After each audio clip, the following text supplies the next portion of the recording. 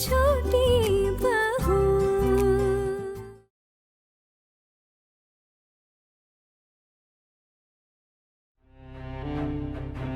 तुझे इस लड़की से शादी करनी चाहिए। जिस लड़की ने इतनी आवाज उठाई है गलत के खिलाफ, तुझे ऐसी लड़की को छोड़ना नहीं चाहिए। दादा, मुझे भी यही लगता है। आना ने इसे सजा दिलवाई, इसलिए आए उससे बदला लेने। मुझे नहीं लगता आना की इसमें कोई गलती है। मुझे नहीं लगता आना झूठ बोल रही। छोटू, जो सच के खिलाफ आवाज उठाए, मुझे उससे ही शादी करनी चाहिए। मुझे भी कुछ कहना है।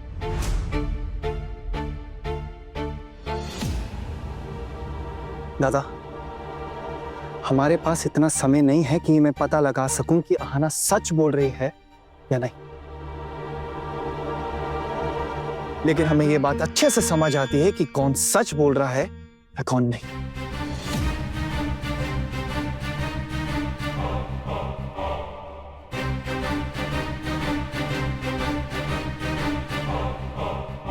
और मुझे लगता है कि आहाना सच बोल रही है।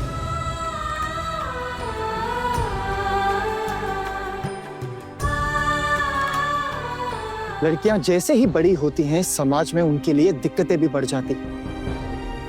बुरे लोग उन पर बुरी नजर डालते हैं। और आहाना के साथ भी कुछ ऐसा ही हुआ। और अगर आज मैंने आहाना से शादी नहीं की, तो इसकी जिंदगी बेवजह बर्बाद हो जाएगी और मैं खुद को कभी माफ नहीं कर पाऊंगा। अगर आज मैंने ये शादी नहीं की, तो इसकी सजा मुझे जरूर मिलेगी।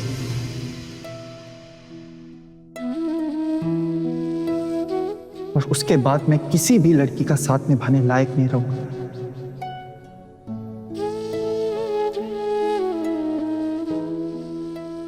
आहाना, मैं तुमसे शादी करूंगा।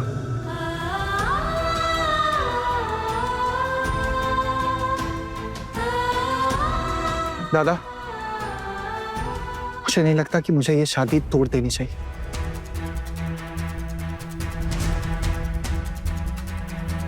तुझे अगर ये शादी करनी है तो तू कर, लेकिन उससे पहले बड़ी मामी से फोन पर बात कर ले। फिर वो जो कहेंगी वही होगा। वैसे भी मामा जी ने तो मना कर ही दिया है। लेकिन ये शादी तो मेरी है ना दादा। अब मेरे पास सिर्फ दो ही ऑप्शन है। या तो मैं आहाना पर भरोसा करके उससे ये शादी कर लूं, या अभी के अभी यहां से वापस लौट जाऊं। और मैं आहाना से शादी करूंगा, क्योंकि मुझे इस पे पूरा विश्वास है।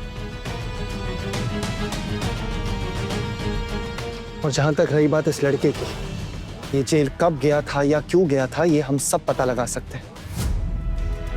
लेकिन आज रात को ये पता लगाना शायद पॉसिबल नहीं है। लेकिन आप चिंता मत करिए दादा, मैं खुद इस चीज का पता लगाऊंगा, ताकि आपके मन में कोई भी शक ना रहे। और फिलहाल मैं आहाना से शादी करूंगा, क्योंकि आहाना पे जितने भी जुल्म हो रहे थे, उसने इसके खिलाफ आवाज उठाई है और ये गलत नहीं है। छोटू, तू हमारे खिलाफ जाकर इस लड़की से शादी करेगा? हाँ, बिल्कुल। ठीक है, तो फिर हम इस शादी के लिए नहीं रुक रहे।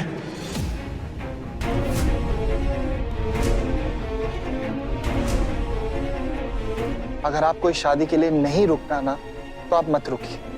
लेकिन ये शादी तो आज होगी।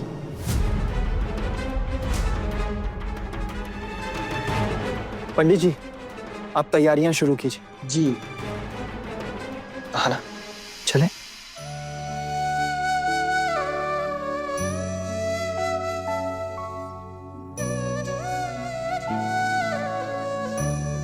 तो ये शादी करने का फाइनल डिसीजन है तुम्हारा?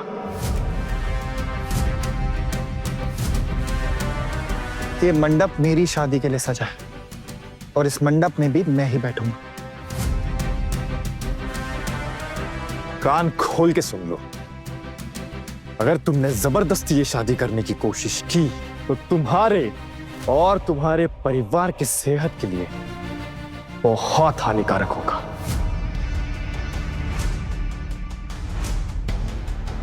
छोटू, तू ये क्या कर रहा है? छोटू, छोटू, मेरी बात सुन। ये क्या कर रहा है तू? तू बेवजह इस झमेले में क्यों पड़ रहा है? तू गलत कर रहा है, बात मान मेरी। तू खुद को और पूरे परिवार को इतनी बड़ी परेशानी में क्यों डाल रहा है? मेरी बात मान, तू इस लड़की को छोड़ दे। अरे कितने ही दिन हुए तुझे इसे पहचानते हुए, इतनी तरफदारी करने की क्या जरूरत है तुझे?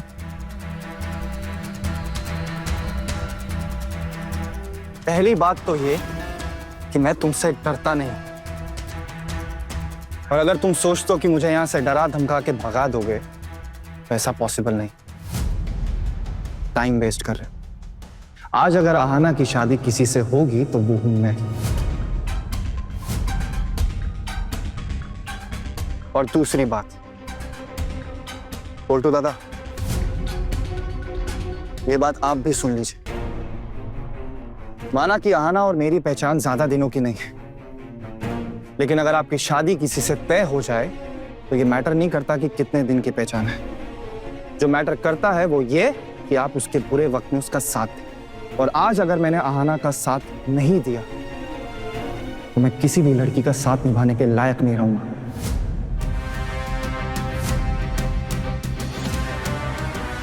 अब आप चाहो तो यहां से डिनर करके जा सकते हो। आहाना और अर्जुन की शादी में आपका स्वागत है।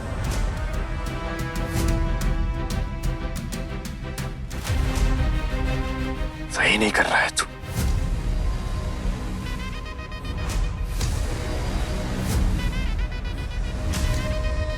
भाई लोग उठाओ लड़की को।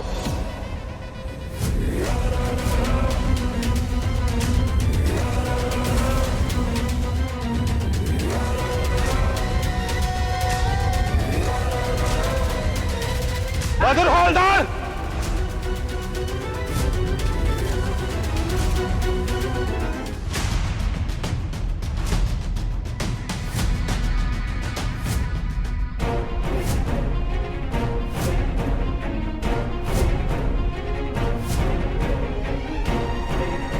जेल से निकले कि नहीं और आगे इधर बखेड़ा खड़ा करने? हाँ क्यों भाई, अभी अभी जेल से छूटे हो, क्या जरूरत है झमेले में पड़ने की? हाँ प्यार मोहब्बत का मामला है सर, आप इसमें ना ही पड़े तो बेहतर है। लड़की के दादा से बात की है मैंने, अभी निकलो यहाँ से या फिर अरेस्ट करके लेके जाऊं। सोच लो फिर क्या करना चाहते हो। ये मत सोचना आहाना कि मैं तुम्हारा पीछा छोड़ दूंगा।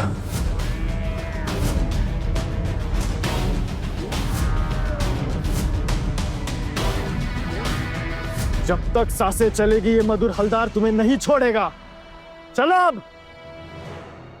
हम चलते हैं, अगर ऐसा कुछ हो तो फोन करना। Take care. Thank you sir. ठीक है।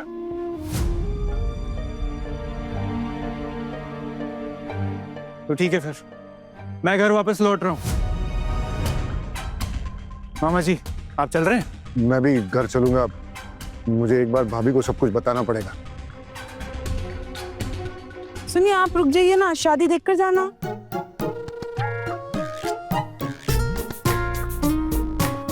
सॉरी वो गलती हो गई। आप चले जाइए, मैं शादी के बाद आ जाऊंगी थोड़ी देर में, है ना? चलो गोगन। चाचा जी मैं रुक रहा हूँ, घर का कोई बड़ा तो होना चाहिए ना शादी करवाने के लिए। मैं भी रुक रहा हूँ दादा। हाँ भाई, तू तो रुकेगा ही, तू तो ठहरा बड़ा क्रांतिकारी। मामा जी आपका क्या है, आप चल रहे हैं या आप भी? नहीं चलो। पोल्टू दादा, बाबा देखिए, जिसको रुकना है रुकिए, जिसको जाना जाइए, और छोटू के साथ यहाँ शादी में किसी का रहना तो जरूरी है। मैं आप लोगों के आगे हाथ जोड़ती हूँ। चाचा जी, दादा, प्लीज रुक जाइए। आप लोगों के आशीर्वाद के बिना ये शादी अधूरी रह जाएगी। हे बंद करो अपनी नौटंकी, बस करो। इतना सब कुछ हो जाने के बावजूद तुम्हारी इतनी हिम्मत कि तुम हमें यहाँ रुकने के लिए कह रही हो। पोल्टू दादा, आहाना आपसे सिर्फ आपका आशीर्वाद मांग रही है, आप वो तो दे ही सकते हो ना।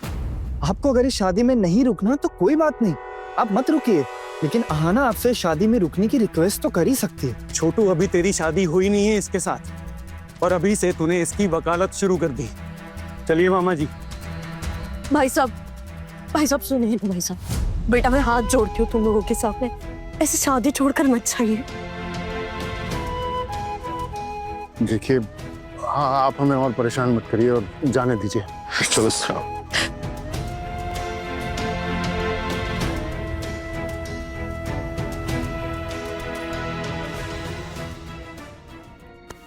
वाह,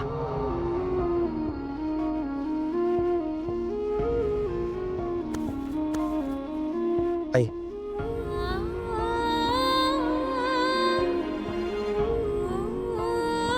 आना, शादी का मुहूर्त निकला जा रहा है, चले? पंडित जी, सारी तैयारियां हो गई हैं? हाँ हाँ, सारी तैयारियां तो कब से हो गई हैं और सारी सामग्री भी आ गई है। बस तुम दोनों का इंतजार है। क्या है ना बेटा, हमारे देश की महिलाओं की हालत बिल्कुल सीता मैया जैसी हो गई है।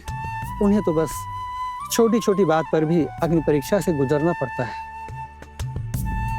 अगर तुम्हारे जैसा जीवन साथी मिले तो सीता मैया हमेशा जीत पाएंगी, अपना सिर उठा के जी पाएंगी। सदा सुखी रहो।